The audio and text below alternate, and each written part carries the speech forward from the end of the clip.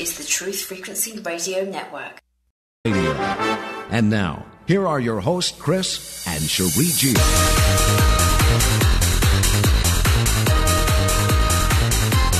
All right, ladies and gentlemen, here we are once again tapped into the Truth Frequency. I am your host, Chris Gio. Joining me is my lovely chipmunk twin flame co-host and wife, Cherie. Good afternoon, everyone. We have Tolec on the line with us. It's been a while since he's been out in public. He's got much to say, I'm sure. This man needs no introduction on our show, but just in case. First of all, welcome to the show, Tolec. Hi, Chris. How are you doing, Sherry? sir? How are you? Hi, doing pretty good. How are you? I'm glad to hear you're safe at the hospital. It has been an up and down roller coaster. It was a nightmare. December 21st, 2012. We got married on December 21st, 2012. Yeah. And it has been an up and down roller coaster since, but it's okay because we will prevail and we will get this information out there. For the audience that isn't familiar with you, Tolec, please tell us a little bit about your background. Oh, man, I haven't told this story in a while. Okay. You can keep it brief because I'm sure that everybody knows. Short version.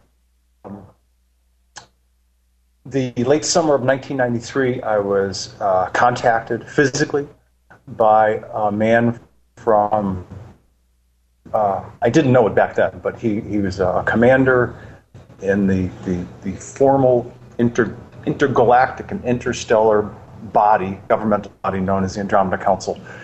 And he took me on 3 trips back in time to rural Kentucky, West Virginia, and we observed a family of 4, a mom, dad, and a couple of kids, and there was a barn fire, and I had the experience of watching their little girl die in the fire, which was difficult, certainly difficult for me at that time, and would be for anybody for that matter. But in any case, those trips were all about his desire as a fourth dimensional human to understand, have better understanding of what we as humans go through when we experience the grief and loss of death of a loved one. Because as a fourth dimensional human, since their bodies are not organic, they don't die. They live, escalate to the next dimension of life, which is Tolec, I hate to cut you off, but we've got kind of a bad connection going on here. Let me try to reconnect with you, and if that doesn't work, if you can drop me a telephone number, I can give you a call right back. But let me try reconnecting on Skype first. Sorry about that, ladies and gentlemen. We want to make sure that this information gets out to you definitely. So,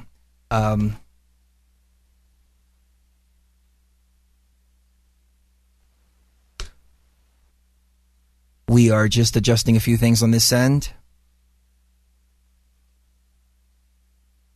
Want me to go ahead and... Oh, yeah, please do. Yeah, okay. I am actually going to go over an article without actually having it in front of me. Never mind. We've got Tolec on with us again.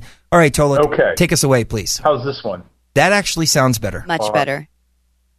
Oh, good. Okay. How much did you hear? How much were the people able to hear? We heard, I was able to understand everything you said. It was just choppy a little bit, so it sounds better now. Okay. Should I repeat the story? No. Take it away from where you left off. Oh, okay. In any case, so that first experience was in 1993. There were 3 physical contacts where I traveled back in time, and he contacted me again in 2008. That was a brief experience, and then again in September of 2010. And I've been in touch with both him as well as Ambassador Tanka, Diplomat Maka, Vice Chairwoman Tanya, and a few other people that all have management roles, if you will, with the Andromeda Council. And there are a lot of others. There are 12 senior member worlds that have full senior membership status of the Andromeda Council, and they're located in star systems both here in the Milky Way galaxy as well as the Andromeda galaxy, as well as what we would see as the Andromeda constellation, or homeworlds in all of those locations that are part of this intergalactic interstellar government body. For people that haven't heard this before or haven't read this information before, they can go to the Andromeda Council website, which is Andromeda, ANDROMEDA, Council, COUNCIL.com. And the second page, I think it's the About page. Let me check here. I'll check the computer. Yeah, it's the second choice, called Andromeda Council. People can learn all about the council, its membership, who belongs where, what the senior status is, et cetera, et cetera. So that's the short version. Now I'm going to talk about what's been going on since this year. Earlier this year, there's a good friend of mine that was having a conversation with Alfred Weber, and there was certain misunderstanding and a misquote, and I'm here to clear it up. Am I still in constant contact with the people, my contacts with the Andromeda Council? Absolutely. Did I move from the desert floor of the greater Tucson area? Yes, I certainly did. I'm still in the desert Southwest. I'm just at a higher, cooler elevation, and for that, I'm thankful. I am very much in contact with the people from the Andromeda Council, both Ambassador Tonka, Diplomat Maka, Vice Chairwoman Tanya, Economic Director Pyra, and there are a whole host of other people as well. I talk to them about 3 or 4 times a week on average. This conversation that we're having tonight, because I know a lot of people have asked this question, this conversation is not about a formal announcement of when the people of the Andromeda Council will be visiting this year. So I will address this topic briefly later on in our conversation as we start to get into the meat of things. I also want to mention that there's a gentleman in Norway who goes by the YouTube name of Tantarum T2S, and it stands for text-to-speech. And for those people who are interested, he's converted 3 of the articles that I wrote that were written articles as compared to interviews. He converted them from text into, I think it's the sound of a British man speaking for me. And he also converted the whole, assemblage of Sacred Ground interviews, all of Alex Collier's work. As well, he's been putting forth an effort to raise some funds for Alex through the alexcollier.org website, and things have improved in Alex's life because of Tantarum's efforts. So I just want to acknowledge his efforts. And the last thing, before we actually kick into the questions and answers and everything else, is I wanted to express a brief thank you to Christelle Eturia, Iremi in France, Patricio Barranco in Argentina, Mario Marco Antonio in Italy, Vagelis and Mary in Athens, Greece, and a whole host of other people who helped make the international interviews possible in the native language of each country that I did at the beginning of the year. It was an amazing experience. Absolutely incredible, and those people were great, so I just want to extend a quick thank you to those folks. Excellent. I have a whole bunch of topics to dive into. Chris, before I dive into them, if you have any questions, go ahead. No, take us away, please, Tolec. I think everybody's listening intently. Okay, great. The first thing I want to talk about is the fact that there's one of the people that I communicate quite a bit with, who wrote to me earlier this year.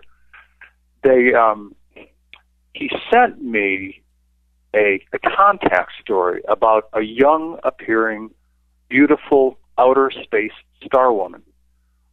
She looked to be in her early 30s. However, of course, she is far, far older, likely in the thousands of years. And by recognizing certain key words and phrases, I could tell that she was a fourth-dimensional human manifesting a 3D organic form body. Now, I want to make clear that this particular story that he sent me is not a cite from the Billy Meyer, Switzerland contact case. It's another contact case altogether. And she was visiting Earth many, many times, I think over the course of 15 or 20 years. And one of the things that she talked about and addressed was the truth and the purpose of our lives here on Earth. And the Earthman who she was talking to said, he asked her, he said, what purpose does life have? And I'm going to pretty much read verbatim her answer. It was pretty amazing. And this will probably take me like 2 or 3 minutes. I thought it was impactful enough that people would benefit from hearing this. So he asks, what purpose does life have? And here was her answer. She says, life has the objective of overcoming the confusion, if you will, internal confusion, the struggle inside to create virtues and to correct defects. Again, she continues, I told you before that life in itself as a principle is an electromagnetic state of memory. When you are born into that memory, you come as a concentrated collection of knowledge, which you later discover by inertia. To create a balanced aspect in your life is your true struggle. You'll have to raise one grade of intelligence to a grade such that your memory will serve to prolong your survival. Because in your world, your memories do survive, struggling against the feelings and the qualities of those memories. Thus is initiated the true battle within oneself. I'm almost done here. He said, well, is that called positivism, as in being the goal to be positive, perhaps? And she said, no, rather a calm, emotional state. Upon achieving this, you will realize interesting phenomena in yourself. A person who has acquired true tranquility, internal peacefulness, emits a different flow of energy to that person who is continually restless within himself. Some allow this to grow within them to dominate, some to succumb, some are destroyed, some are overcome, some confront and triumph. It is already programmed in your memory forever. Then you will pass to a level above many. And here's the wrap-up. This part I found fascinating. The energetic flow will accomplish changes in you, and in this manner will convert you into a kind of jewel to be redeemed. When your tendencies are of leadership, authentic director of deeds, then you will be redeemable. The communities of superior civilizations out in space will appear to you, redeeming you according to your achievements. Because under the natural laws of affinity, where like attracts like, a person not vibrating to the frequencies of the alien visitors is not attractive and or of interest to them. Thus, the selfish will attract the selfish, the power-hungry ones, the power-hungry, the sadistic ones, the sadistic, and the benevolent ones, benevolent. End quote. Very powerful. And given all that I've learned in the past, 2.5 years from all of my conversations, I chose to read this because it compacts and tells the story of who from space contacts who down here on planet Earth, and why. You know, if you're being harassed by a certain race of beings, why are you being harassed? If you're having good benevolent contact, why are you having good benevolent contact? This answer from this higher dimensional woman explains that, as well as the true benefit of having a calm emotional state. So that no matter what happens to you in your life, I equate it to sort of like being a cloud. Whether somebody's angry and screaming, sad, whatever it is, whatever emotional state they're feeling, it's their emotional state. you don't experience it. They do. You realize that it's theirs, not yours. You know what? I completely agree with that, Tolec, and I've said that many times before. When people feel anger and hate and negative emotions directed at you, all you can really do is just leave them with those emotions. You shouldn't get sucked into those emotions. Right. And moreover, people that have achieved a state of clarity, maturity, emotional balance in their lives. And I had this happen within the past, I guess it was a while ago, about 9 years ago. I had a boss who was screaming at me. And I went, wow, this guy's really mad. And it was interesting because about 3 times later, when he finally realized that he could not affect me from all the screaming that he was doing, he fired me. And he fired me because he couldn't affect me and he couldn't control me. And I was like, wow, that's good. I can go discover something else and have a new experience. But I saw him be angry. I saw him be mad. But I couldn't feel his anger because it was his anger. Well, let me ask you this. Would you relate this to the psychic vampire phenomenon? Basically, I can expand on that a little bit. Basically, it's people that they feel better by making you feel worse.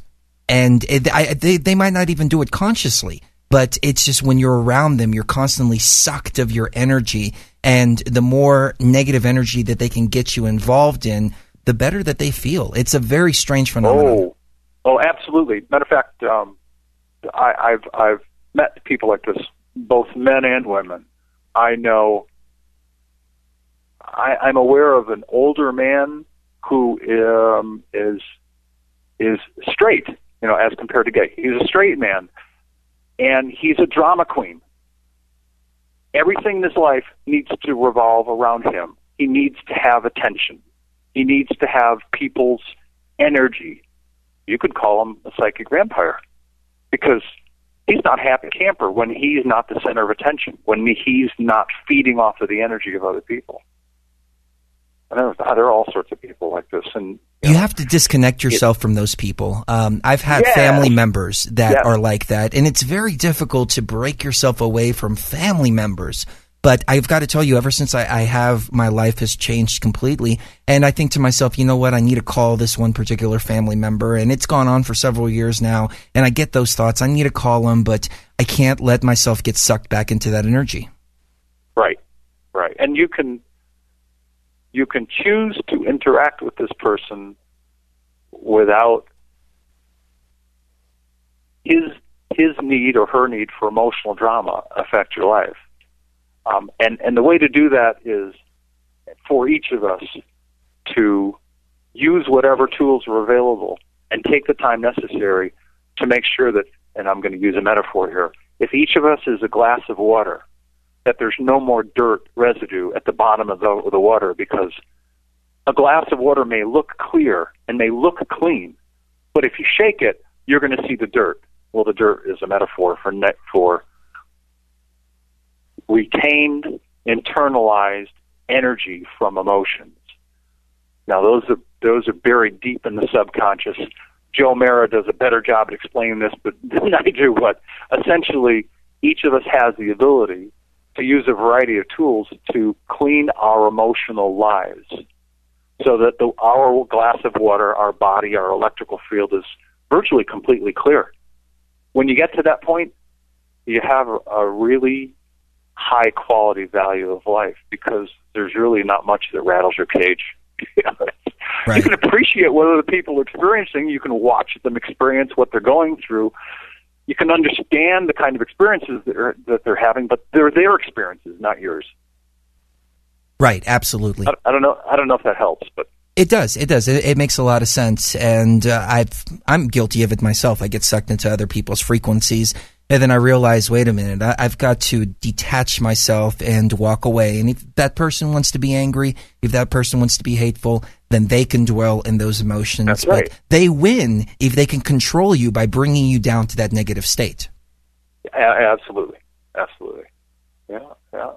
And myself, I've also learned that in all of a lot of growing experiences, both emotionally as well as literally, spiritually, I've learned that life on this planet is also meant to be, I guess primarily meant to be, a journey about the discovery and the acceptance of who each of us really is. If you're a fireman, but your passion is for carpentry, you're not living your true life. If you're working as a chemist, but your passion is to be out in the forest as a forest ranger or in helping animals and trimming trees, you're not being true to yourself.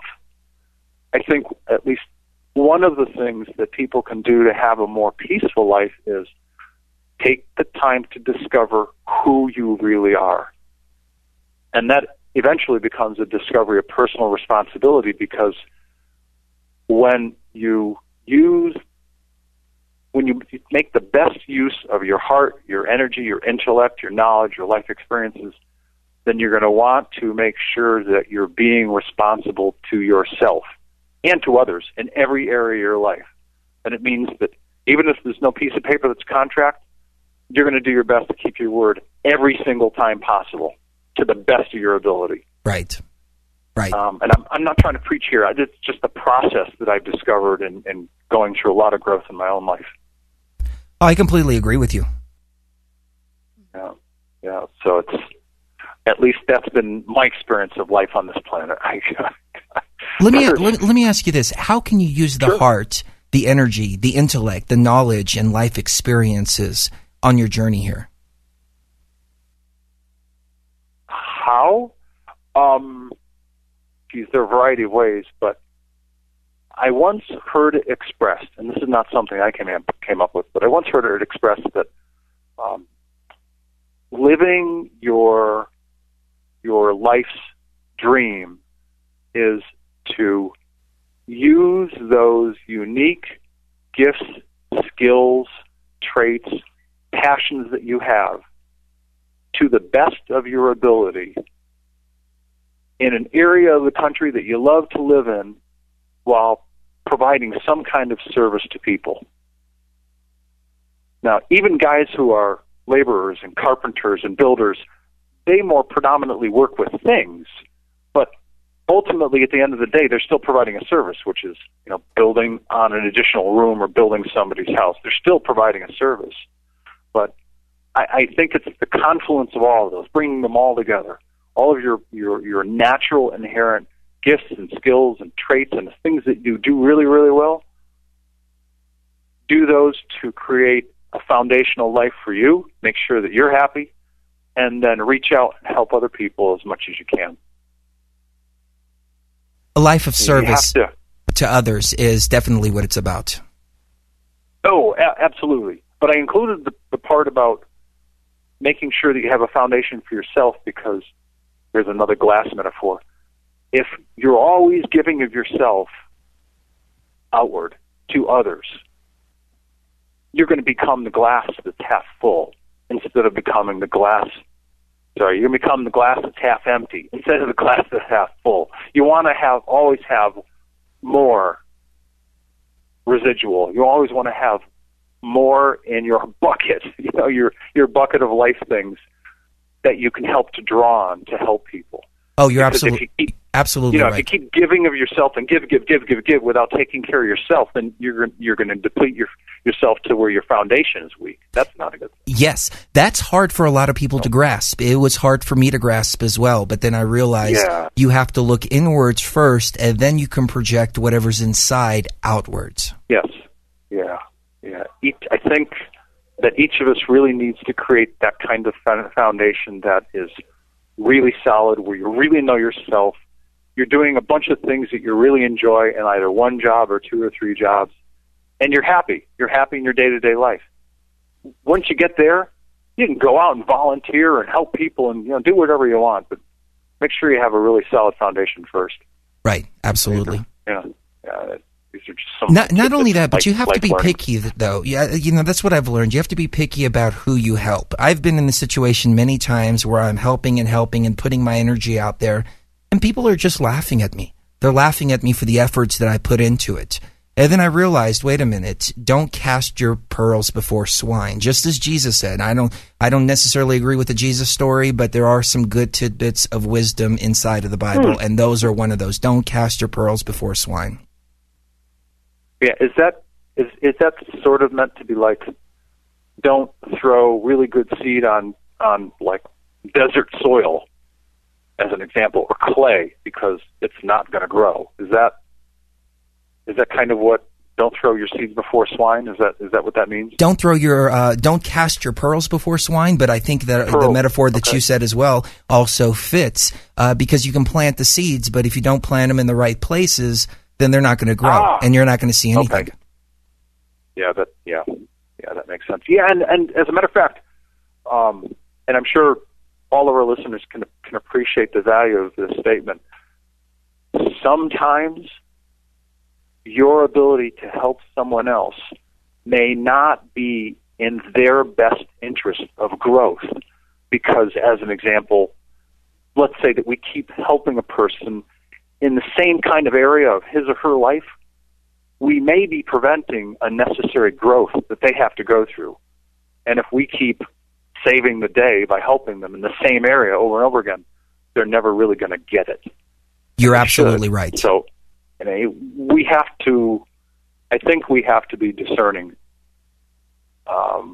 You're absolutely right. And some people can't handle that. Choices. Some people can't handle that, Tolec, because, for instance, I do web design, and I've helped some people. I've given them the tools, built the structure of the website and the framework, and I've said, okay, here's everything you need. Now go and learn the rest. Yeah, and some people get mad, and they think, oh, my God, you're just casting me to the wolves. You're throwing me to the wolves. But no, not at all. You've got to learn yourself. I can set up the building blocks for you, but you've got to learn for yourself. Right. Yeah. And I'll hold your hand a little bit along the way to get you started, but ultimately it's your responsibility. You got to do the work. Yeah. Absolutely. Yeah. And a lot of people don't want to take responsibility. But that's, you and I and Joe Merrick could have a long conversation about that one.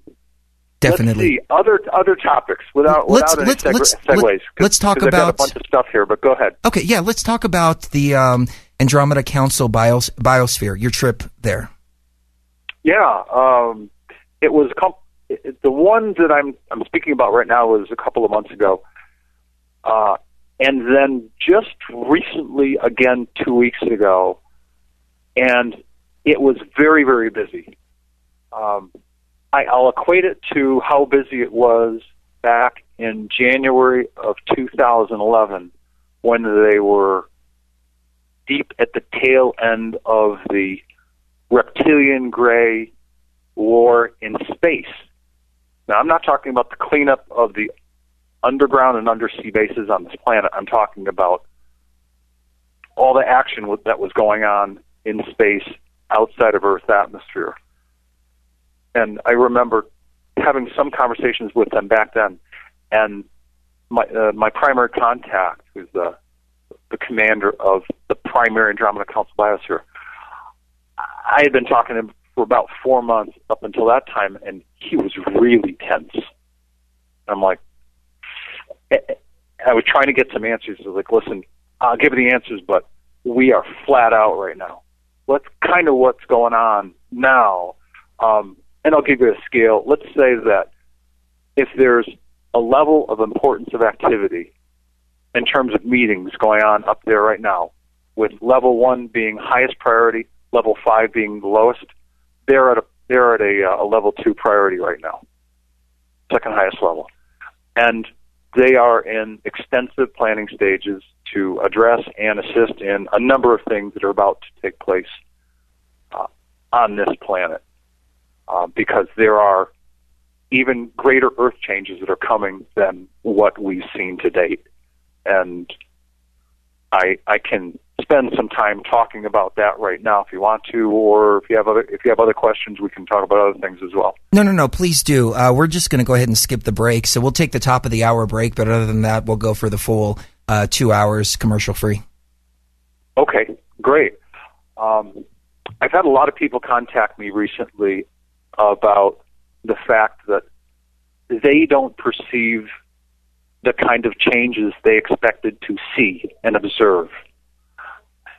And I think it would help people to understand that not everything happens on the surface. There are major Earth changes going on as this planet prepares to birth herself as a higher dimensional world, January 2014.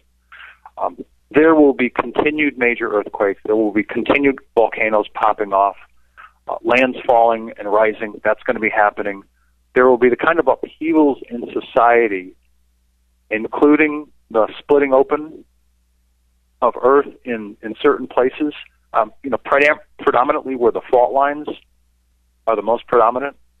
And I want people to pay close attention to this information because this is something that I've not talked at length about before.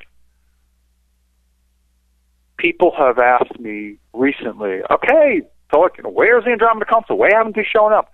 Time is of the essence. Well, I hope that people understand, and I'll get into this in more detail later, but things that happen throughout the universe, natural events that happen throughout the cosmos, don't happen with some guy looking at a clock going, what's supposed to happen now? They just don't. What happens is energies, vibrations, frequencies, events happen, cause and effect. Other events happen. And only when first events happen can then other events happen. And it's not driven by time. It's just not. We have this thing on this planet called gravity. We right now have this thing called time, at least for a little while longer, but it's artificial. People in the higher dimensions, 4th, 5th, and up, they do not deal with time. They experience things in life. They have memories of what they've experienced, but they don't go to meetings at like 9 a.m. or 10 a.m. or 11 a.m. They just go to a meeting when they're supposed to, and part of that happens because of telepathy. So here's the information that I want to talk about that is important, that I haven't talked about at length before. I allude to a lot of this in the first page of the Andromeda Council website, what you'd call the home page. But what is likely to happen, the way this is likely to unfold, is that there will be an initial coming first major Earth change event. And when I see major, I'm saying major compared to any of the ones that we've had to date and the ones that we continue to have. It will be a game changer for this planet. This first event will trigger many of the other Earth changes to follow. And you can think of it much like a domino effect, a ripple or cascade effect, where one event, as a major event, causes others to happen. And these events on different continents across the globe, from an emergency management perspective, will go far beyond taxing the established governmental authorities' abilities to manage things. They're simply not going to be able to handle the massive extent of all of the Earth changes. Why is this relevant? Well, it's relevant because, as some other people have been saying, and there have been questions about the not-so-good ATs, essentially reptilians that look like humans. People have asked me about, well, you said they're going to show up. When are they going to show up? Well, this is the point in time when they are likely to show up. When the planet is going through its greatest upheaval, when there's a lot of chaos and confusion, when we start to see the Earth opening up in different places, this is when you will start to see the last battle, if you will, of the dark and light forces to begin in a very big way. You will likely see the remaining reptilian high officials, some of their hybrid workers. You'll see crafts and discs coming out of the Earth because they'll be exposed. And whatever remaining operations that are happening deep underground, and there aren't many of these guys left, I'll tell you, but keep in mind they have shared their technology with a bunch of humans who are at the top of the power pyramid on this planet. So just because people are going to see flying saucers, it doesn't mean that all the reptilians are flying them. There are likely a lot of humans who have been helping these guys over the course of many years. This is the moment in time where these guys are going to expose themselves. This is the moment in time where they will likely try an overt, out in the open, take over different parts of the planet. This is also the same time when you're going to see the people of the Andromeda Council come in and clean up this mess once and for all. Do you think that's really going to happen, Tolec? Because I'm getting the impression that they're kind of leaving us to our own devices, and it's up to us to fix the problems here. And I think is their hesitation to get involved. I'm sorry, I'll let you finish. Go ahead. Oh, no, I was going to say that's their hesitation to get involved, in my opinion, because we're at a pivotal point in our evolution right now. And if our technology surpasses our consciousness level, then it's doomsday. We're going to blow ourselves up. But if we can get to that point to where our consciousness supersedes our technology and we can use our technology to explore the cosmos instead of kill each other, then we can move on as a species. Okay, right. Well, let me create a point of differentiation between what I'm hearing you saying and what I'm talking about. What I'm hearing you saying is addressing humans attacking humans. Israelis attacking Syrians, or Syrians attacking Lebanon, or all the things that are going on in the Mideast and Afghanistan and that whole mess. Right. I'm not talking about bad guy humans, or what we might perceive as bad guy humans, attacking other humans. I'm talking about when the reptilian race that has been running what people call the cabal, and right now we're talking about Draco reptilians, Hydra reptilians, Sirius B reptilians, and Orion reptilians. Thousands of them are off the planet. In terms of pure reptilians, there are about 65 high officials left. There are about 150 some odd hybrid workers, and a bunch of humans, thousands of them, who've been helping. I'm talking about an overt reptilian attempted takeover of at least part of the planet. That's a different scenario, and it has nothing to do with a proposition or a treaty of non-interference. When they try to overtly take over this planet, then the whole issue of non-interference on the part of the Andromeda Council or any other benevolent higher dimensional races or benevolent 3D races, they can step in and help. These are the same reasons why the people of the Andromeda Council, led by the people of Procyon, were able to take out all of those underground reptilian bases. They're not taking out human ones, they're taking out reptilian ones. This is our planet. This is a human planet. Now, whether it's U.S. human or U.K. or Germany or France or Africa or Italy, this is a human planet. Let me ask you something that's been on my mind lately, Tolec, because you're hitting on this topic right now. I've always wondered, is this really our planet? Or does this planet actually belong to the reptilians and we've taken it over? What was the first species that we acknowledge as dinosaurs, reptiles? I've heard that argument, but you and I could spend hours talking about the legitimacy of reptilian geneticists interfering with the development of the human race. But there are at least 5 or 6 different branches of the human race that have come from different parts of the cosmos that have settled on this planet. And that's why a man from Africa does not look like a man from England. Genetically, we're different. We're different people. And the people that are called Red Man or Native American, they don't look like somebody from Africa, and they also don't look like people who would be considered Eskimos or Asians.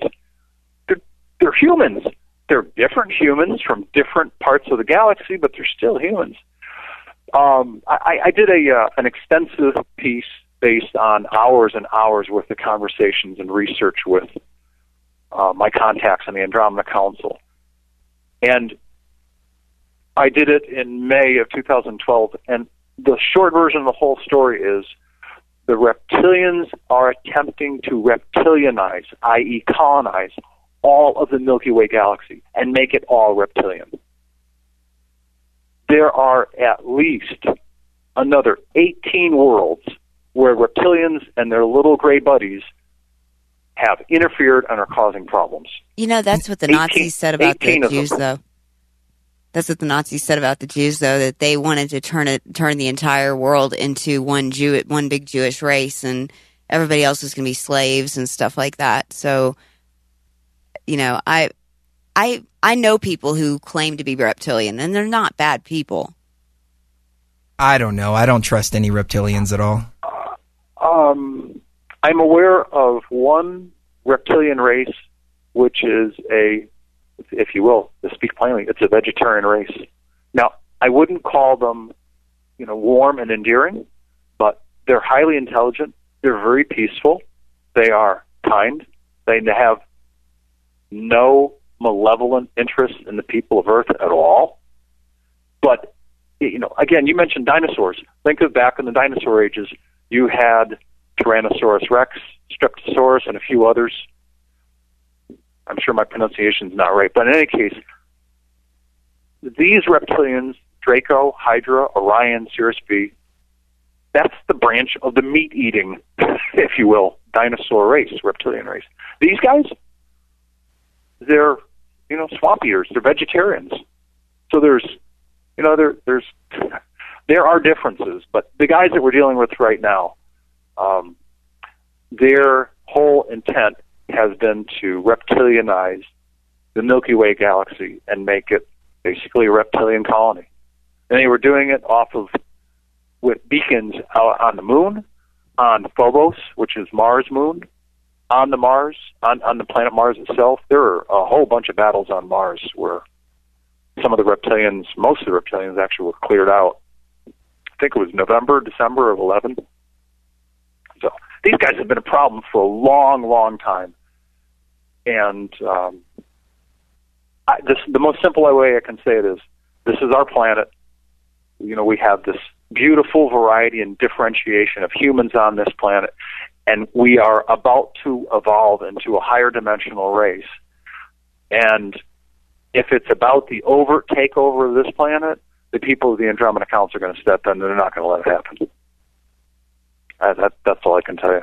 And that's why they can step in, is because if it's about human against human, they'll let us kill ourselves. The thing that they won't let us do is they will not let us launch and effectively let loose any nuclear weapons. They've shut down numerous ones over the past 2 to 3 years. Right. We've heard even the Russians. A couple of subs that I'm aware of. We've heard even the Russians come out and say that UFOs have stopped their nuclear devices from activating or have taken control of their nuclear arsenal. It's amazing. I mean, I think you're spot on with that. I've got to ask you this, though, and forgive me if this is a pedestrian question, but I may not be as up to date as some of your listeners. The terraforming the planet, chemtrails, are they preparing for a gray reptilian invasion and basically terraforming the atmosphere to make it more suiting to them?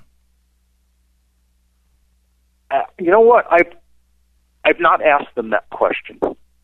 What I have heard, and this is simply from different people writing to me, I'm not an expert on chemtrails, but what I have heard is that there's strontium, barium, and aluminum that is being spread up in the atmosphere to deflect the increase in radiation coming from the sun, because not only is this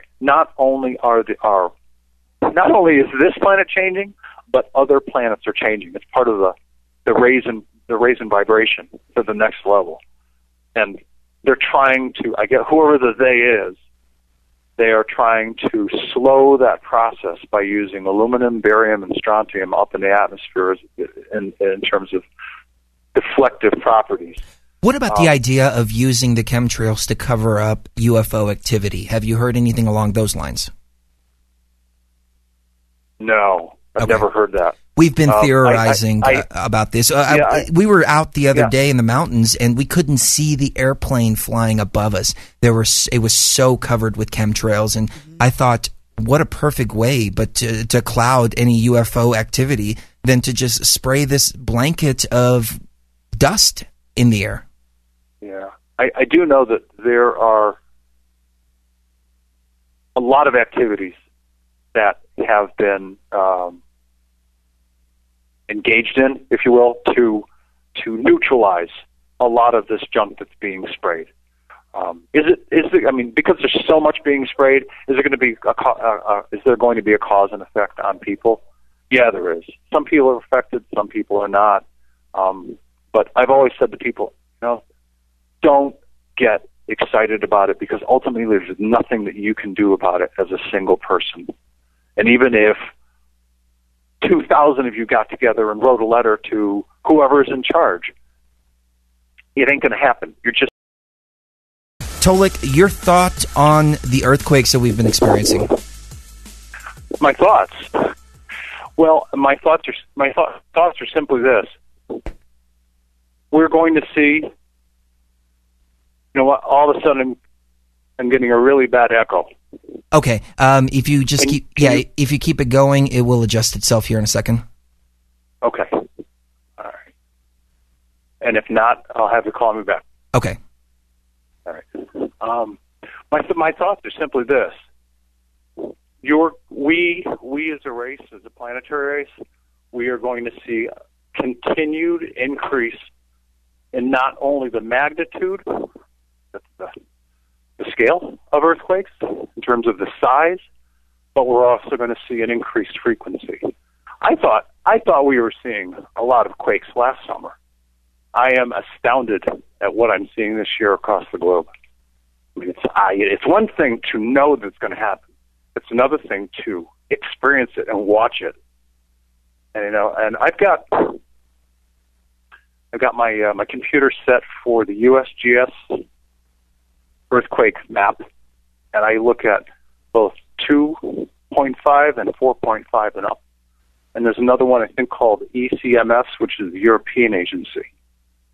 And what's going on east of Italy, over in Turkey, absolutely amazing. The whole area is covered with dots.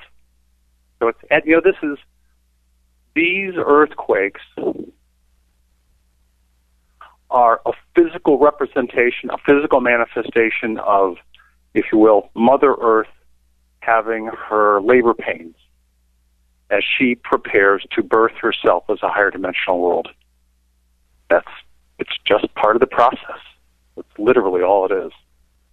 And I don't mean to belittle the nature of what's going on, but as an explanation, an expression of what it is, that's what it is. It's Mother Earth having her labor pains, and they're just going to continue until she births herself as a higher dimensional world next year. Right. It is part of the Ascension process. Definitely. Now, I do have to ask you this, though, Tolec. There's been many dates that have been put in front of us about the Ascension process, 2011, 2012, 2013, now it's 2014. What's going on? Why are the dates changing?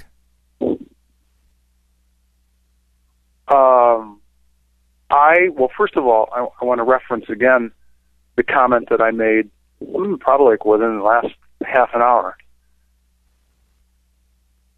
There's no one up in space directing activities that says, we're going to have to make sure that this happens on March whatever, or that this happens on May 25th. It's not the way the universe works. The universe works based on events happening. And there are events coming that will radically change the face of this planet. I don't know exactly when. I have a sense for, as I've indicated on the website and as I've talked about, periods of time in terms of autumn or fall or spring or months. And I expect that we're going to continue to see the changes that we're already seeing and even larger ones. But I don't see missed dates at all. When the date of December the 21st, 2012 happened, I was told explicitly what happened. And I gave a complete explanation for that, and it was produced in the video, and there are visual elements to it, and I talked about what happened in an interview. So I don't see anything that's missed.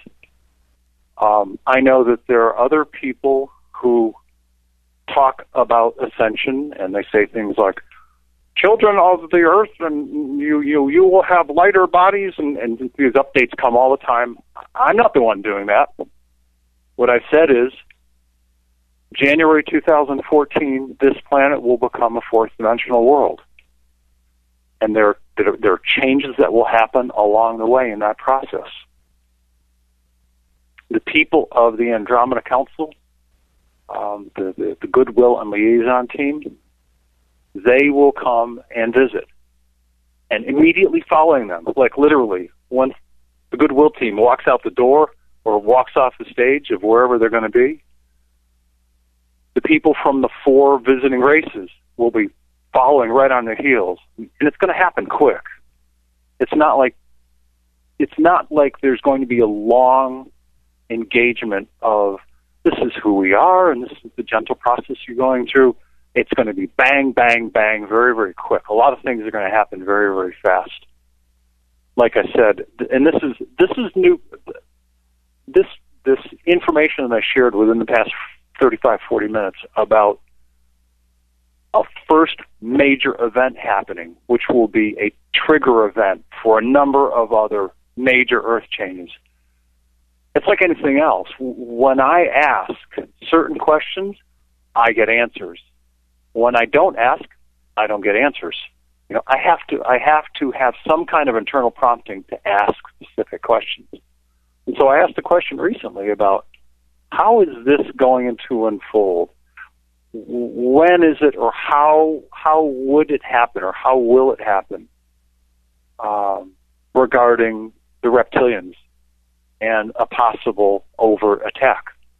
So the more specific I was with my questions, the more detailed the answers became. So I provided that information just recently this evening in terms of specifically how it's likely to unfold. Well, let me ask you this. What about the old broken institutions like the banking and the corruption in the global banking systems at the highest levels? That's all being exposed right now. That's all just breaking itself down. Can you elaborate a little bit on that? Yeah, I don't need to get into any details because there are a lot of people like Benjamin Fulford, who's living that stuff every day, tracking it. But back in the mid-2000s and the later 2000s, when I was doing some international finance, I was an operations guy, and I was running into this stuff firsthand. And I knew what we were being lied to. I knew that our clients were being lied to. So I can tell you that as far back as the summer of 2007, I can confirm that the banks like Deutsche and J.P. Morgan and Paribas, and the list goes on and on and on. Stonewall, lies, more stonewalling. And I worked for an international depository bank. We had to follow certain regulations. We had to comply. We had to submit all sorts of paperwork. And no matter what we did, and we were dealing with clients who had money in those banks, they wouldn't release the money. They wouldn't release the funds to this asset management firm that I was an operations guy in. I was doing client intake and operations primarily. So there's been corruption around for a long time, like you said, at the highest levels of the banking industry. And I don't know the exact number, but I think it's somewhere around 600 and change, maybe more, that there's been just massive resignations at the top of these banks all across the globe in the past 2.5 years or so, and it's going to continue. Right. I think the system is just crumbling. I'm sorry, I didn't mean to interrupt. Go ahead. Right. I expect it to crumble. I also expect that, unlike some other people, I do not expect that people are going to be receiving dollar payments, payoffs of some type. I believe that it's a story that evokes a promise and false hope. The people who are in control of the money, at the top of the top families, at the top of the banking system, they're going to do everything in their power, and they'll continue to do everything in their power to stonewall and keep the money in their hands. Ultimately, there's going to have to be a transition. I've been shown a period of time in the future where basically the Earth as a single planet will be offered a position, a junior membership, if you will, in the Galactic Federation, not the Galactic Federation of Light, but the Galactic Federation based in the Tau Ceti star system, which is basically the day-to-day management company, if you will, of the governmental body of the Andromeda Council. The Galactic Federation is responsible for shipping, day-to-day trade, cultural exchange, educational activities, intersocietal activities, all sorts of stuff going on between the member planets of the Galactic Federation. And I've been shown a period of time in the future where this planet will have membership, or at least will be offered membership in the Galactic Federation and therefore the Andromeda Council. And these guys, they don't use money. Money is worthless in interstellar, intergalactic, for lack of a better word, trade and commerce. That's not how they do things. So there's going to have to be a transition of some type from a money-driven economic slave society to a society that has access to and can use technologies so that, keep in mind, as fourth-dimensional people, either through our own natural human abilities or technologies that will be given, we will be able to manifest almost anything. So why do you need money? Money will become irrelevant. But I've been told approximately there's going to be a transition time of like 10 to 12 years of somewhat of a moneyed society transitioning to no money being used at all.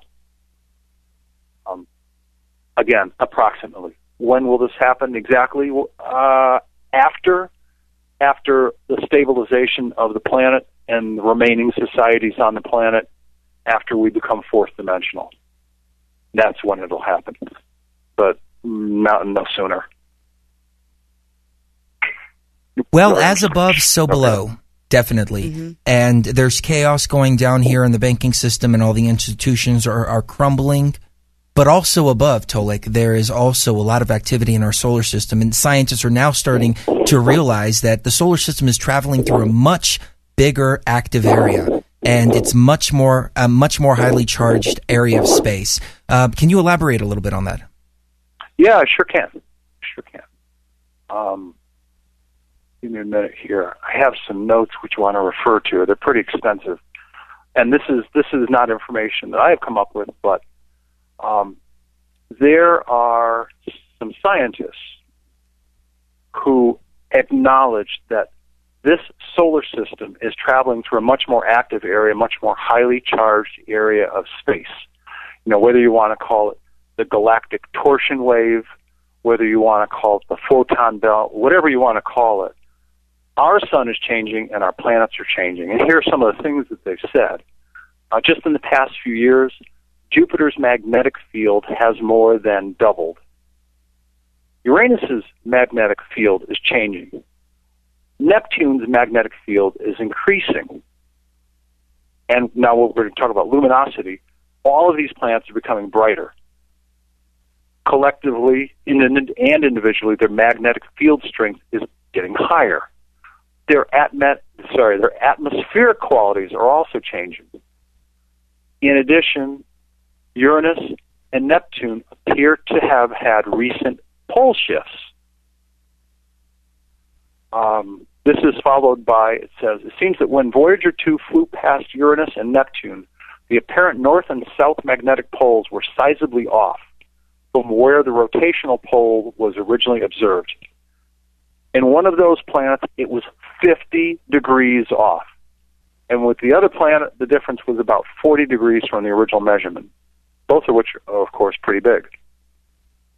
And these represent energy field changes, luminosity in terms of brightness, as well as atmosphere changes for these planets. I've been told that the atmosphere on Mars is getting thicker. Another example is our sun. The glowing plasma at the leading edge of our solar system has recently increased 1,000% just in this century. The sun itself has a magnetic field that increases somewhere around what's called the heliosphere, H-E-I-L-O sphere. And the heliosphere is shaped like a teardrop with a long and thin end, and it drops to a point at the other end opposite of the direction that we're traveling in, which means it's kind of like just like a comet where the tail is always pointing away from the sun. And people can do research on the web to see this, but apparently there's also very active, glowing, active plasma energy there. Now, here's the final reference. They said that this plasma energy used to be, as measured, 10 astronomical units deep. And an astronomical unit is the distance from the Earth to the sun, yeah. Which is, 93 million miles. So 10 astronomical units represents the normal thickness of this glowing energy plasma that we used to see at the front end of the solar system. Today, the glowing plasma has gone to 100 astronomical units from 10. But I'm not a scientist. I'm reading scientific evidence of what's been observed recently. And so, there's just a lot going on. And, I've mentioned the fact that people have written to me and they say, you've talked about changes. I can't see any changes. Where are the changes? When will the changes happen? Well, there are changes happening all the time. And, you alluded to this with your reference to the global banking system. You, I, other people that are everyday citizens of this planet, even with the web as an information tool, we are not made aware of all the things going on, of all the operational issues in all the countries and all the governments, which are secretive anyway, the NGOs, various industries, corporations, agencies, scientific organizations, religion. We don't know what's going on in the back rooms, all the guys that are doing operations in all these places. There are things that we don't know about and we're not going to know about until, like the banking industry, things start exploding. Well, I would tell those people that are looking for the changes, the reason they're not seeing them is because they haven't changed what's inside of them first.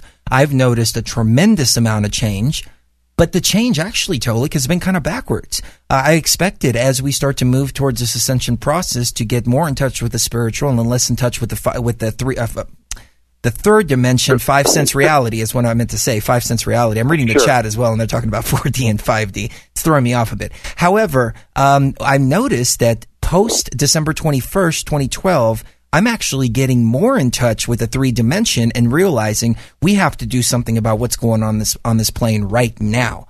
It's completely backwards from what I expected. Well, I hear you, but tell me more about what you're trying to say. I mean, I hear you, but I don't understand what you're saying. For instance, we used to do shows like this on a regular basis where we would talk about the cosmos, what's going on in the solar system, spirituality, DMT. Now we're finding ourselves doing more and more shows based on current events, on the political structure, the takeover, the banking system, the crumble of the banking system. And it's as if something just sparked inside of me and said, okay, now you've seen all sides of the coin. You've seen the spiritual and you've seen the physical. Now it's time to arm yourself and do something to stop the tyranny that's going on right here on planet Earth right now. Okay. Now I understand what you're saying. This is opinion only. Of course, right. I think that what we are seeing is, okay, I'll create a scenario. There's an apparent business that's been run. From all appearances on the outside, it looks like a straight-up company, maybe a large web development company or a large company that sells cardboard boxes. I don't know. But that's only appearance. What's going on is, in the back room, a bunch of guys have been funneling money from drug running, slave trade, whatever. There's been all sorts of money and all sorts of covert stuff coming in, funneling it into this front operation called a cardboard box making company or a web development company. Somebody opened the back door to operations and has exposed all of the dirt. That's part of the healing process of the migration of 3D to 4D. The old has to die off. What you call tyranny, the lying, the cheating, the stealing, the continued lying, the manipulation of people as a group, people individually in society, the use and abuse of humans by what's called the Illuminati or the Cabal, and the list goes on and on. As this planet raises in vibration, which is what it's doing, the back door on those dark, dirty, secret operations is being opened. So people are hearing about it for the first time and seeing what's going on. And it's sort of like that old TV thing. They're mad as hell and they're not going to take it anymore. So people are getting mad. And I anticipate we'll probably see more corruption being exposed in a variety of other industries, not just banking, and not just governments, plural. It's going to continue to get messy. I believe we'll continue to see it get worse, quote unquote, before it gets better, because a butterfly can't be a butterfly until the caterpillar and the cocoon and the whole process completes itself. And that old life form has to end before the butterfly can be a butterfly. You're absolutely the butterfly is representational of the higher dimensional human race. You're absolutely right. There's some chatter going on in the chat room, and I just posted a little message here. I think it's a natural progression if we don't realize higher consciousness before we arm ourselves for this battle that we're ultimately facing.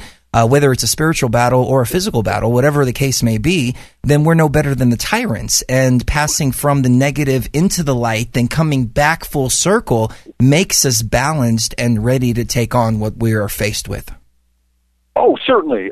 It's actually not so different from, for example, the metaphor I gave, where you have a glass of water that apparently is clear. Well, once you shake that glass of water, you've learned that water's not so clear. There's some old, energetic, negative energy that's been hanging around for years that hasn't been cleaned out. Oh, okay, well, all right. So you don't push the buttons and you don't shake the glass and the water looks clear. The water's not clear. You shake that glass again, you got to get rid of the dirt. Old has to die off. The old will not survive. The old negativity, all the stuff that we're seeing today, won't survive the shift into the higher vibration. Matter of fact, just as a sidebar note, the unique vibratory rate of the lower fourth dimensional reptilians, Draco, Hydra, Sirius B, Orion. They will not survive the vibrational shift of this planet.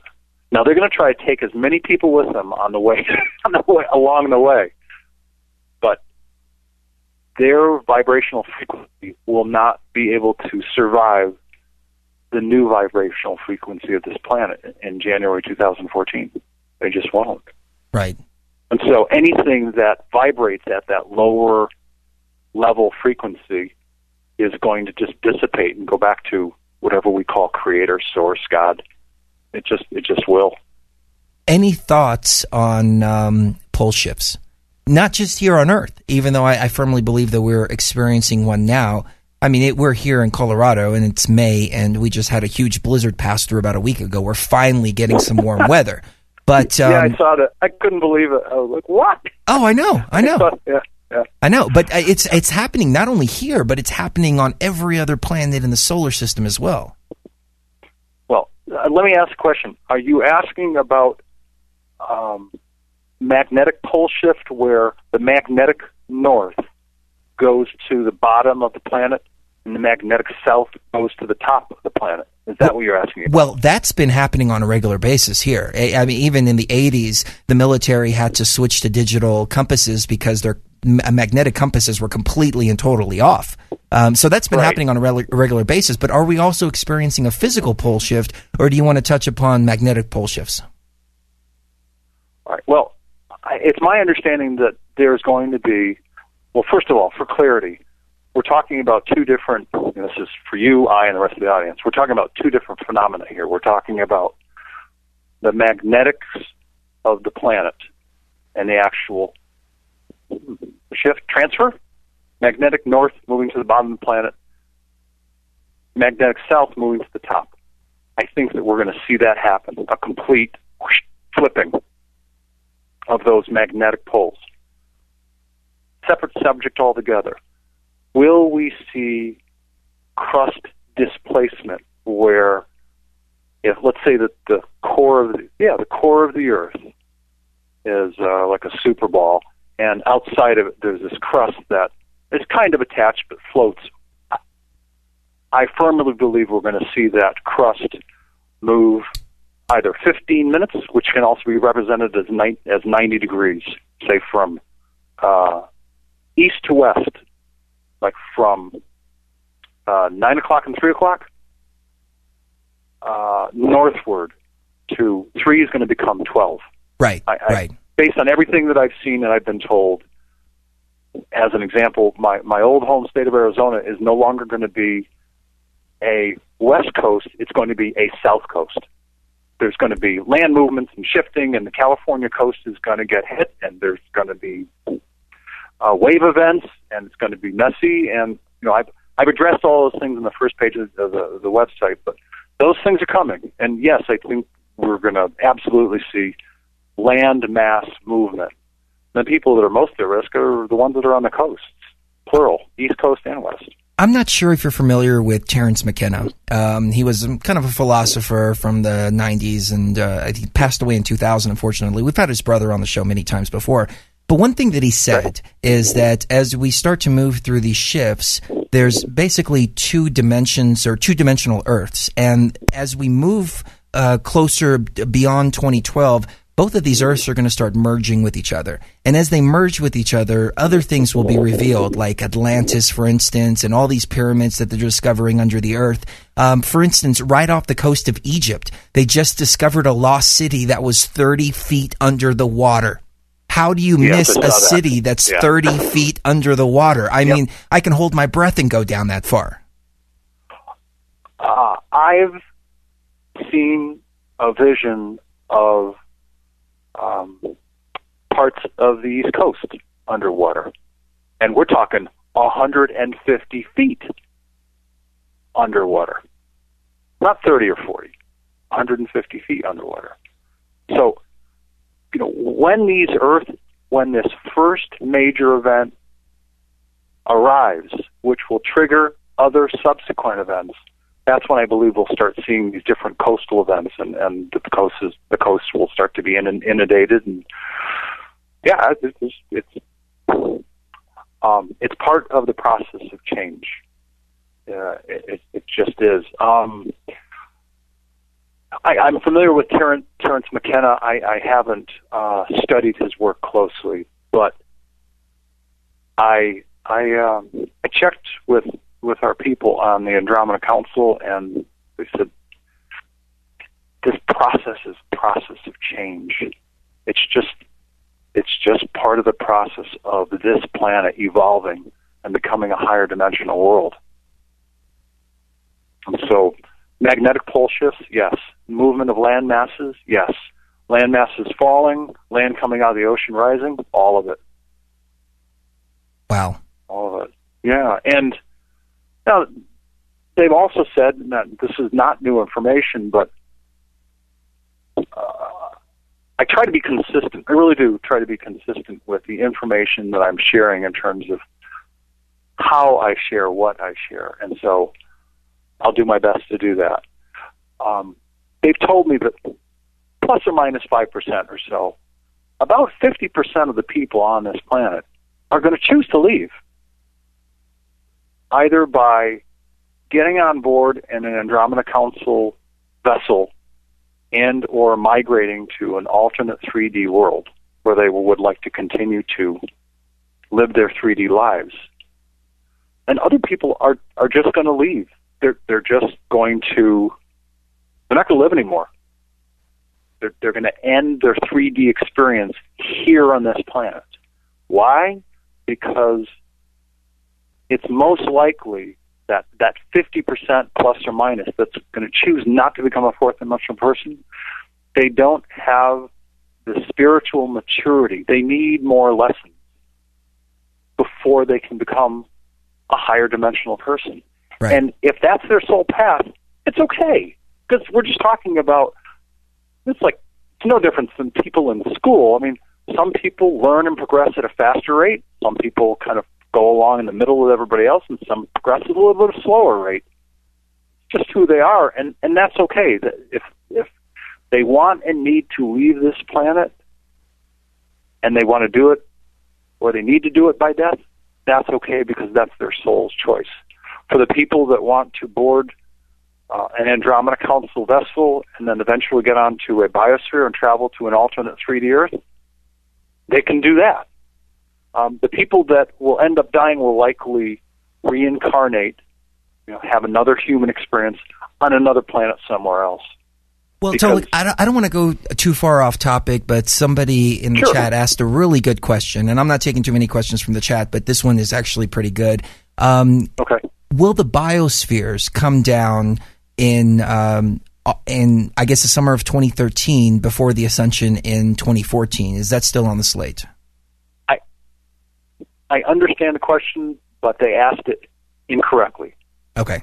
Well, I paraphrased it, so don't blame it on the listener. Blame it on me. Yeah. Here's the answer. Will the people of the Andromeda Council keep their commitment and pick up people who wish to travel to the alternate 3D Earth? The answer is yes. They will keep their commitment to pick people up that want to travel to this alternate world. And for reference point, if you take our galaxy and you lay it down like as a flat pinwheel, Earth is on a spiral arm with a clock as a reference point at around 7 o'clock. This new planet is on, we're at the tip of a spiral arm. This alternate 3D world, which is about the size of Jupiter, but very much like Earth, is at around 10 o'clock, about halfway up the arm, a few light years away. Now, how that process will happen, they'll be beaming people up. They'll be transferring people using scout crafts, but the biospheres that are going to be transferring people, they're huge. They're like the size of Mars or bigger. So you're not going to see those biospheres come close to Earth space. The people in the Andromeda Council will be transporting people up to the biospheres, whoever wants to go. And this is simply by choice only. People can choose to stay on planet Earth. People can choose to leave. It's going to be each person's decision, each family's decision. When will this happen? I've been told late summer, northern hemisphere, we're talking at the earliest late August, probably sometime mid-September at the earliest.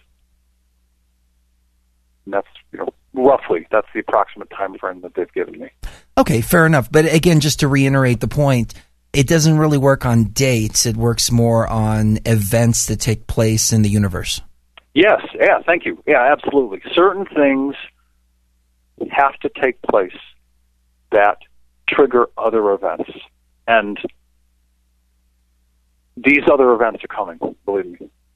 People don't have to believe it. They don't want to. And, everybody's got free will, and they can do all the research that they want to do and need to do. But at least based on what I've been told and what I've been shown, there are events that are coming that will trigger other major events that will be the cascade effect,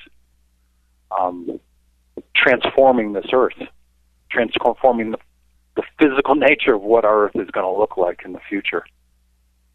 And I'm not talking about 3D compared to 4D. I'm talking about the crust and different countries, what they're going to look like. I mean, the face of the planet is going to change. It's just right. Right. We're seeing it. That I've been told. Right. We're seeing it change. Pardon? We're seeing it change right now. Yeah. Yeah. I mean, no doubt about that whatsoever. Yeah. Have you looked at the USGS website? And it's almost like a map of connected dots. You can go up to Alaska and go all the way through the Aleutian Islands, down the Ring of Fire, Japan, Russia. And it's amazing how it all connects. I'm using connects as a metaphor, and so some weeks you'll see it, and it's more predominant that there are more quakes happening on that side of the Ring of Fire. And then a few weeks later you look, and there are more quakes in California, or more quakes down in South America on the Chilean coast. And it kind of varies. So it's bouncing back and forth. If you watch it long enough, you can see the trends, but it's definitely increasing. Like, it's 2 to 3 times what it was last summer. I've been amazed at what I've been seeing. These are just manifestations of change. The funky weather patterns are part of that as well. Let me invoke Richard Hoagland here for a second. I don't necessarily agree with a lot of what he says, but I want to get your take on the tetrahedron hypothesis that he has, where if you put a tetrahedron in any planet, you can pretty much pinpoint pressure points, for lack of a better term, but points that are active volcanoes and very energetic points. Have you found any truth to that? Absolutely. And the absolutely comes from my discussions with a gentleman who calls himself Inin, I-N-I-N, on YouTube. He's the same gentleman who has produced the videos having to do with the 188-day earthquake cycle. I'm familiar with that, yes. Yeah, and he shows tetrahedral geometry, how it applies to planet Earth. And also, like the scientists that I quoted, there are changes going on in planets all throughout the solar system. As a matter of fact, now I'm going to use a Hoagland reference, and everybody's going to go, uh-oh. At the 19.5 degree mark, that's exactly, and I think southern hemisphere, that's exactly where one of the storms is happening. It's either Jupiter or Saturn. And if you look at the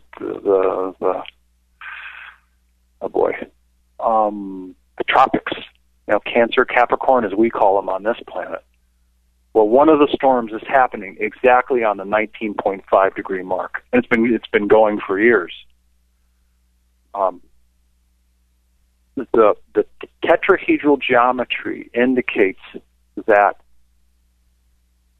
the as above, so below is the same reason why the pyramids were built this way. What we see is above the ground, we see a tetrahedral, either 3-sided or 4-sided pyramid, one of the two. But supposedly down below is the balance to that. As above, so below. Well, apparently that geometry, at least based on what the research Inin has done, that geometry is repeated all across planet Earth. And he's plotted where the major quakes have happened along those geometric lines.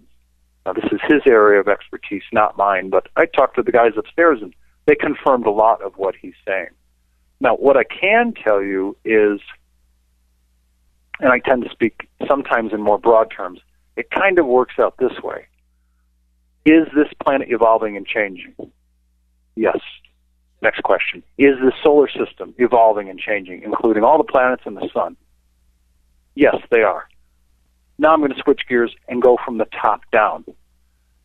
Is this galaxy evolving? Yes.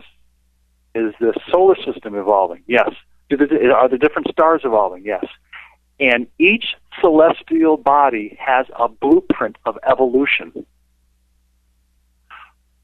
such that, like the life of a human, pretty typically a human will live from the point in time that, at least with an organic human, it pops out of mom and it goes from 1 day old to, for most people, 70, 74, 75, 80, 82, and that's the end of an organic human life. Well, we are at the end of the evolution cycle for 3D organic life right now.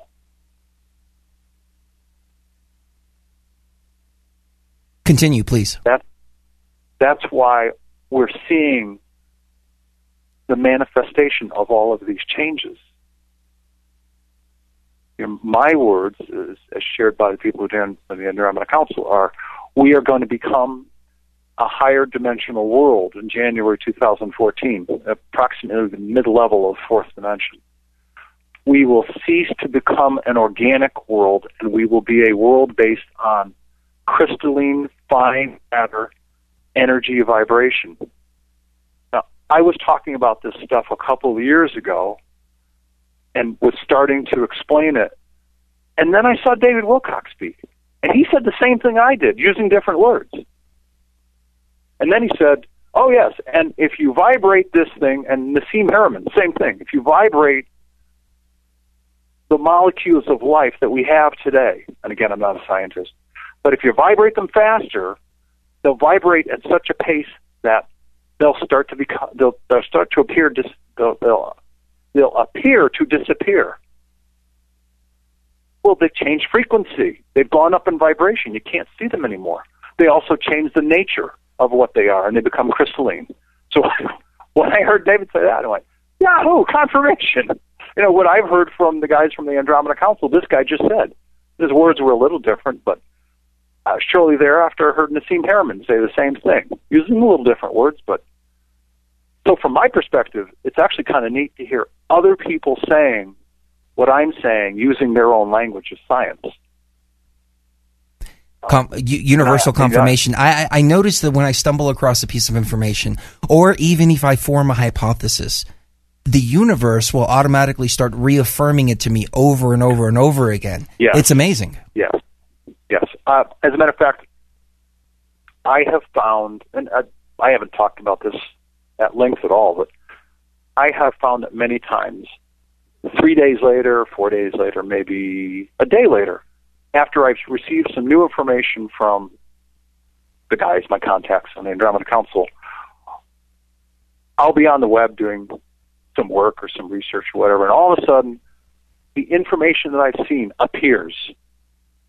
It may not appear in the exact form, but there's enough that I go, oh, confirmation, this confirms, and it may not even be exactly on point, but all of the pointers, all of the indicators show that what I had just been shown, what I had just been told, other people are also talking about.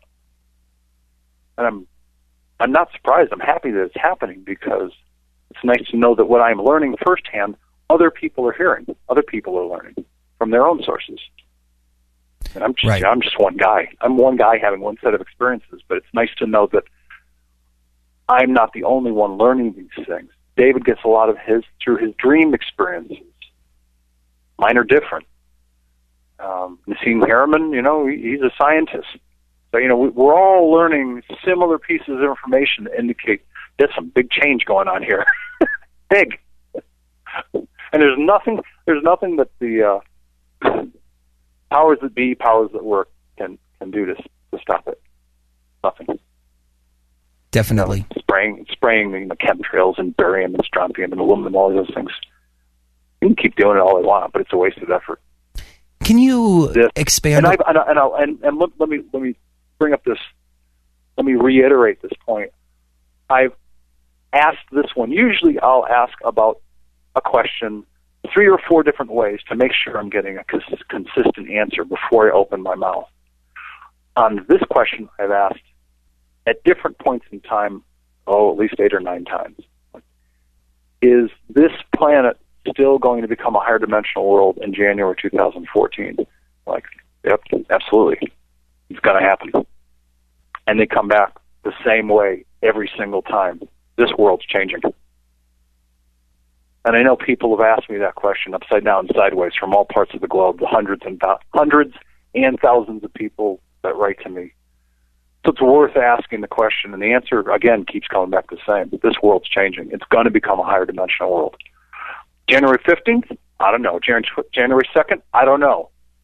But it seems like sometime in January 2014, we're going to be on a 4th dimensional world. Can you elaborate a little more on the transition? What can people expect? Good question. And actually, I'm glad you asked the question. I know it's one of the bullet points that I sent to you because it's worth explaining the difference between the transformation and a transition. Now, when I use the word transformation, I'm talking about the moment when, in a blink of an eye, instantaneous, that the Earth ceases to be a 3D organic planet and becomes a 4D fine essence matter crystalline planet. Still has hills and mountains and water and rivers and everything else. It's now just a different substructure. The molecular structure of everything has changed. That's transformation.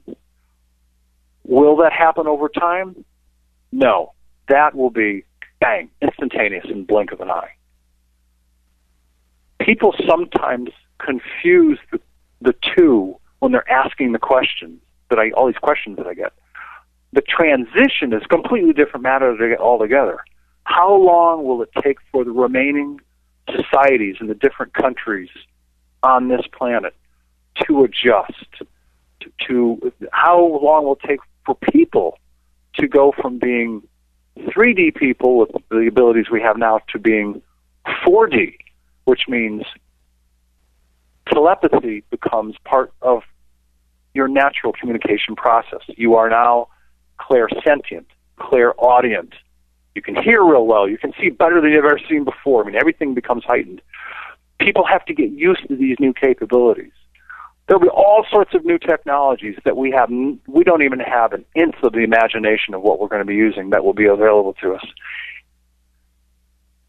There will be new structures in society that will be formed based on probably a lot smaller, downsized ways of living, smaller communities. I think you'll see the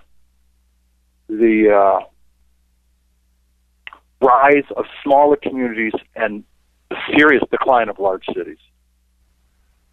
It's going to take time to transition into these new ways of life. 15 years, 20 years, 25, 50, all of it. Mark Kimmel, who's been in contact for years with fifth-dimensional Andromeda people, including, interestingly enough, a couple of people that we both talked to, has communities of light, centers of light, with people who will be known as caretakers, who are going to be here because they want to be here to help through the whole transition process. Transition it's just going to take what it's going to take. You know, and the only measurement I can use right now is years, 15, 20, 25, 30, 50, whatever it takes, it'll take. But the actual transformation from 3D to 4D, bang, snap of the finger, blink of an eye. That's how long it'll take. I hope that answers the question you were asking. It does, definitely. And okay. I'm sorry, I'm looking at several different screens here and also my hardware. Did you mention Mark Kimmel? Yes, I did. Did you? You know what? It's synchronistic. He just logged on to Skype the minute you mentioned his name. Hi, Mark. He's a wonderful man. He's got the kindest, most gentle eyes I've seen, certainly on any man that walks this planet. He has his own unique way of telling the story that he tells, but there's truth in all of us that are experiencing what we are experiencing, and he's been talking to and talking with people from the Andromeda. Mark, forgive me, I'm not sure if it's galaxy or constellation because I don't have my notes in front of me, but for longer than I have, I think he calls himself the class of '87. So I was my first conscious physical contact was '93, but my guys tell me they've been talking to me and communicating with me since I was age 5. I'm like, wow. But yeah, Mark's a great guy, absolutely. Excellent. And he's up in Pagosa Springs. I hear there's a wonderful community of people there. Very enlightened. Let me ask you this: do you mind if we bring him on for a few minutes? Oh, feel free. Okay, excellent. Let's talk with him. Yeah. Let's see if we can get him on here, ladies and gentlemen. Kind of a last-minute thing. Maybe we can do a little bit of overtime. You're on. Hey, Mark, how are you doing? Hello, Chris. How are you? Very nice to hear from you. Definitely. I've got Tolec on the line, and complete synchronicity. He mentioned you as soon as you logged on to Skype. And I said, oh, my God, this is strange. I'm watching this. He's talking, and I'm watching the screen pop up with your name. So I thought, let's bring you on. How are you doing? We're doing well. I've been listening for almost 2 hours now. Oh, have you? Okay. Excellent. Is there anything you'd like to add? Mark, I owe you a cup of coffee and a phone call. Yes, you do. And we will make that happen. Soon. Yes. Soon, as they say, Yes, yeah. That 4-letter word that you and I both experience quite often. Yeah, I certainly feel free to contribute anything that you've heard or that either meshes or is contra or what I've been talking about. But I think some of the Earth changes and, for lack of a better word, the time spans that we're talking about for the transition period, you can address easily. No, I really have very little to contribute other than to say I've enjoyed listening to you. It will be interesting to have that cup of coffee and share. We have a slightly different point of view, but in the sum total, I think we're right on track. Well, but can you elaborate a little bit on that, Mark? Well, yeah, feel free. I see things from a timing standpoint different. I'm not sure I understand the transformation thing in January of 2014, maybe the same way that Tolec does. There is no doubt that what the planet is transitioning. I speak in terms of fifth dimension rather than fourth dimension, but that's, I think, just a way of speaking. Nothing that much different. For the last few months, I've been focusing on trying to maintain myself in what I will call a fifth dimensional attitude, which is very challenging, I have to tell you, because to do that, you basically have to be in command of every thought, every word, every emotion, at every instant. And I certainly have not gotten there yet, but I'm working on it. I think that's where everybody is headed, because I do believe we're going to have a very positive transition to this new world. I think it's going to be wonderful. I'm very much looking forward to it, and would like to do all I can do to make that happen. Yeah. Mark, we are certainly consistent with our description of what higher dimensional life is like. Whether we call it fourth or fifth, everything that I've been taught is that the vibrational frequency of the higher dimensions is the frequency of love, of being intuitive, of having an open heart, of giving. These are all indicative of higher dimensional life. and not the, for lack of a better word, not the negativity or the dross of 3D that you talked about and addressed quite well. Well, what I'm coming to understand is that as long as we function out of our minds, let's call it our rational minds, that's the trap we get into. And it's only when we start functioning out of our hearts and out of our higher minds, which is a much higher function than a rational mind, then we can start to make progress. Then we can start to learn to love each other. I love that word, love, because that's really what it's all about. It's the most powerful force. You know, we've been hearing that for years and years. All of a sudden, I'm coming to understand what that means. Oh my God, it's a whole different way of seeing things. I happen to live in a new community, a much smaller community of people, and they are, by and large, warm and generous and loving, and their attitude, almost everyone I run into is, "Hi, how are you?" And they mean it. How can I help you? What a difference to be in a community where people are extending themselves from their hearts, first and foremost. It's beautiful to watch in action. The things that have happened for me here in the few months that I've been here have eclipsed anything that I've ever done in the greater Tucson area over 20 years. Mark, let me jump in. It's been life-changing. Let me jump in for just a second. Mark, can you turn down your speakers a little bit because we're getting a little bit of an echo when Tolec's speaking? Sure. Sorry about that. Let's do it this way. Is that better? I'm not sure. I'll know when Tolec's speaking, but please go ahead, Mark. It's better from my end. Okay, yeah, that is actually a lot better. Thank you. Yeah, what I was saying is that in these small communities, people will actually look at you when you pass them on the street. And a majority of them will nod or say hi or something like this. In the big cities, people don't look at each other. They just don't. It's very refreshing. Yeah. But I've experienced more acts of kindness in the few months that I've been here than, like I said, anything experienced in the greater Tucson area in 20 years. And I'm blessed. I'm absolutely blessed to be here. Like you said, it's a community of people who are warm and kind. They look you in the eye. And when they extend themselves, they're serious. They mean it. It's wonderful. It really is. I'm happy for you. Yeah, thank you. I've noticed that here in Colorado as well. I'm just noticing a lot of people who are warmer. I notice people smiling at each other, returning smiles, opening doors for each other, just random acts of kindness all over the place. And it's beautiful. And I chalk this up to the Ascension process, that people are starting to realize that they're more than this 5 sense reality.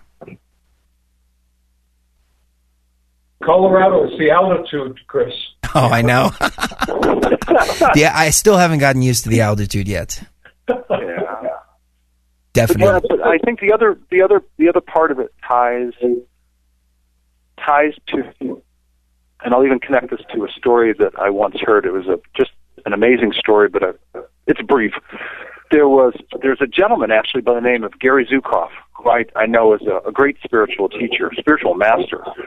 Yes. And for lack of better words, an adopted uncle of his, who's a Native American, sat him down one time and he said, and he was using his index finger, and he was speaking with Gary, and he pointed to his forehead.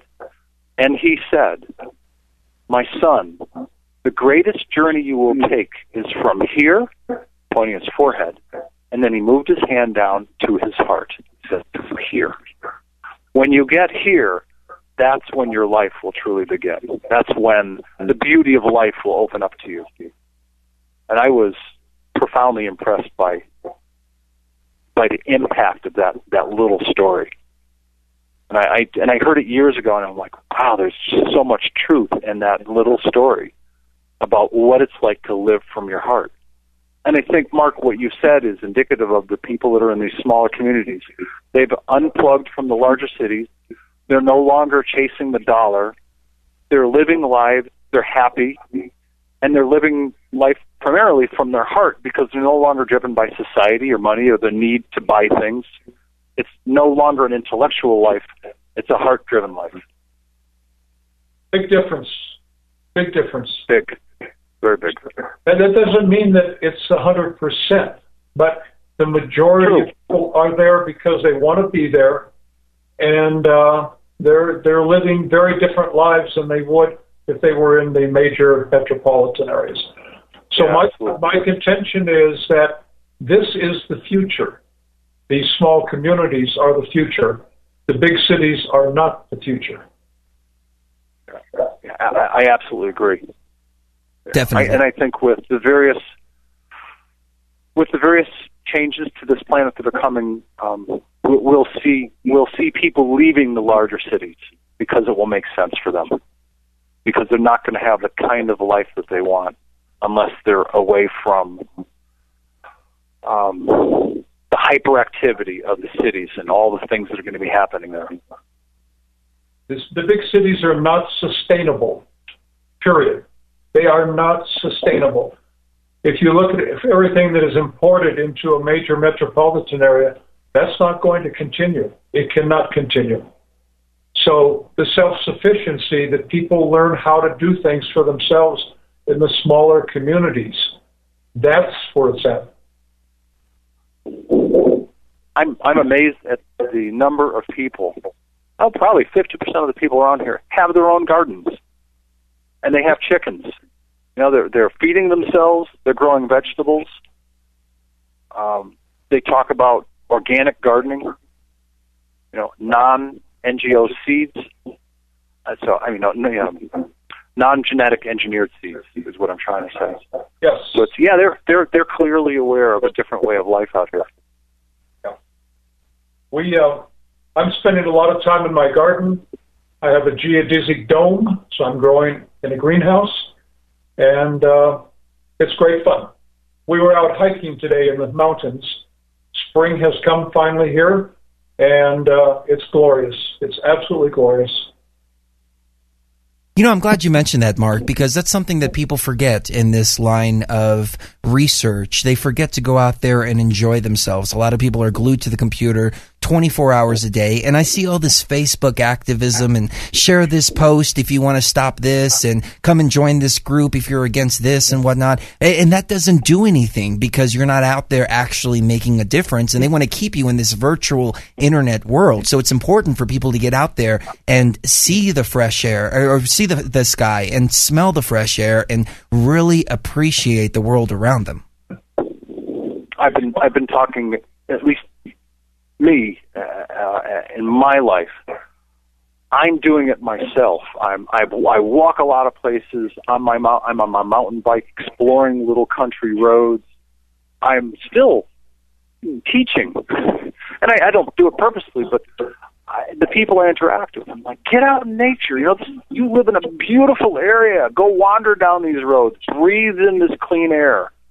This is a beautiful little community. But as I said before, and certainly I'd like to hear your thoughts about this, Mark, the vibration of nature is equal to the vibration of love, which is equal to the vibration of the higher dimensions. And the more that people tap into nature, the more they can clear their minds and get back into intuition, their hearts.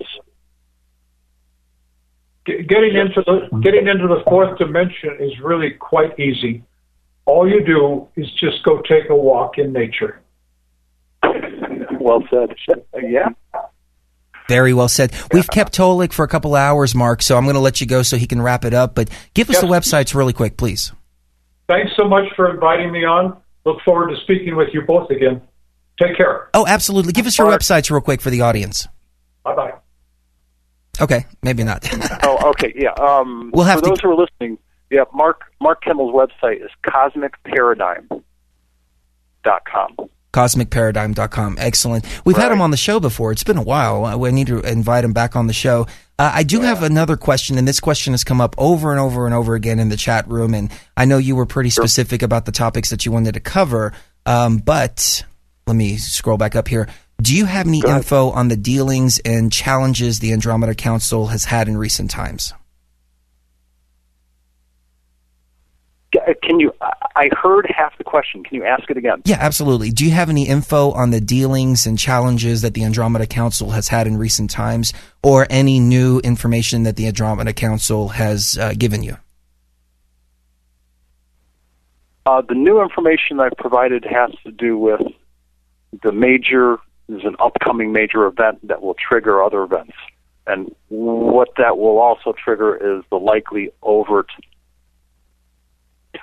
attempted takeover of parts of the Earth by the reptilians that are left here and their human counterparts.